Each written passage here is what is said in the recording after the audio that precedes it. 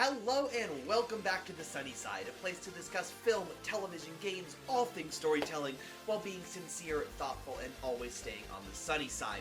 My name is Evan B. Thank you so much for watching. Starting this Saturday, we'll begin our Mission Impossible binge, going through all of the Mission Impossible movies leading up to The Final Reckoning coming out in theaters. But before then, I wanted to chat with you about some of the TV that I've been watching this year that I think you should be watching along with me as well. It's some of the most interesting stuff going on, whether it's funny, whether it's interesting, dramatic, lots of good stuff. I wanted to sort of show you what I've been watching on my television, and let's just dive right in, because one of the shows that I cannot stop thinking about is The Rehearsal on HBO Max, starring Nathan Fielder.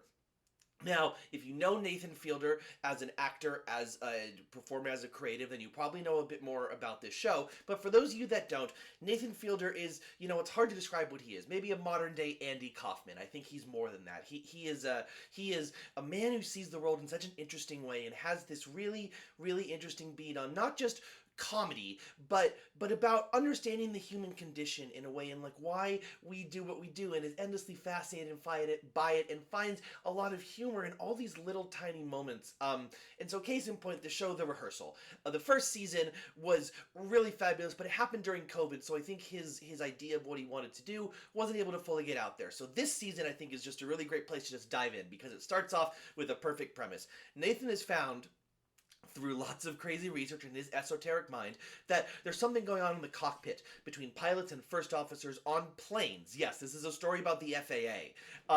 And basically, he gives the whole setup, but the idea is he wants to figure out the communication, what you can fix in a cockpit between a captain and a first officer that can make that relationship better, that can ultimately save lives. And there's a really noble cause in it, which is fun, but of course, there's also this entertainment aspect of it about, doing lots of interesting social experiments, that I think they're not pranks, and I don't think necessarily, have sort of that level of obfuscation, but Nathan is doing lots of layers of things, I've hired an actor to do this, and crazier and crazier scenarios, but when he sort of leads you along the path about what he's trying to do, it all makes sense.